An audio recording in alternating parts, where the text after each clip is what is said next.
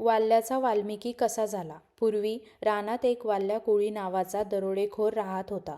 तो रानात एक मार्गातून येणाऱ्या जाणाऱ्या लोकांना भीती दाखवून आणि धाक दाखवून लुटायचा. त्यांचे पैसे आणि दागिने काढून घ्यायचा. त्या पैशावर आपले घर चालवायचा. त्याला एकदा नारद मुनींनी बघितले. नारद मुनींना वाईट वाटले. वाल्या कोळी जर असेच पाप करू लागला तर त्याला नरकात शिक्षा भोगावी लागेल. ते लगेचच वाल्या कोळीकडे गेले आणि त्याला म्हणाले, अरे, तू हे पाप का करतोस? लोकांना त्रास देऊन त्यांचे पैसे घेणे हे पाप आहे. त्यावर वाल्या कोळी म्हणाला, मी हे पाप माझ्या बायका मुलांना खायला प्यायला मिळावे म्हणून करतो. तेव्हा नारद मुनी म्हणाले, तू त्यांच्यासाठी करतोस तर मग जा. त्यांना विचार की मी पाप करून सगळे तुम्हाला देतो, तर माझ्या पापाचा अर्धा वाटा तुम्ही घेणार का? वाल्या कोळी घरी गेला आणि त्याने आपल्या बायका मुलांना विचारले. तेव्हा ती म्हणाली, तुमच्या पापाचे फळ आम्ही नाही भोगणार.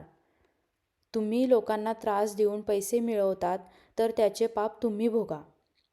हे ऐकल्यावर वाल्या कोळ्याला वाईट वाटले.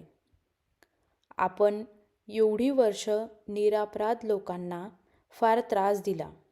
त्याला त्याच्या कर्माचा पश्चाताप झाला.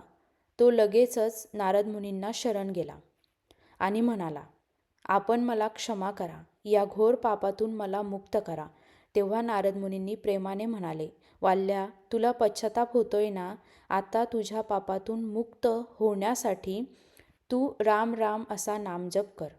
जोपर्यंत मी परत येत नाही तोपर्यंत तू इथेच नामजप करत बस. मी लगेचच जाऊन येतो. असे म्हणून नारद मुनी गेले. तेव्हा वाल्या कोळी एका जागी बसून नामस्मरण करू लागला. त्याला राम राम असे म्हणता येत नव्हते, म्हणून तो मरा मरा मरा असा नामजप करायचा. पण तो नामस्मरण फार मनापासून करत होता.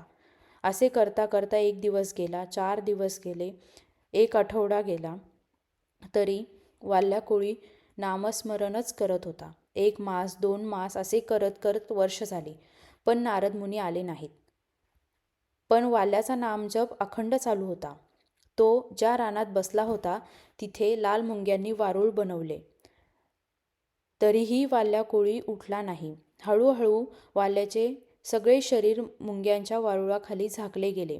त्याने मनाशी निश्चय केला होता की नारद मुनींनी सांगितलंय ना, ते येईपर्यंत मी इथेच नामस्मरण करत बसणार. असे न खाता पिता शेकडो वर्ष नामजप करणाऱ्या वाल्याला देव प्रसन्न झाला आणि त्याला म्हणाला, मी तुझ्या नामस्मरणामुळे प्रसन्न झालो आहे. तुझे सगळे अपराध मी क्षमा करतो. तू आता वाल्या कोळी नाहीस, आजपासून वाल्मिकी ऋषी आहे. असे म्हणून देवाने त्याला आशीर्वाद दिला. याच वाल्मिकी ऋषींनी रामायण लिहिले आहे. वाल्मिकी ऋषी फार प्रेमळ होते. अशा प्रकारे काही वर्ष नामजप करून वाल्या कोळीचा वाल्मिकी ऋषी झाले.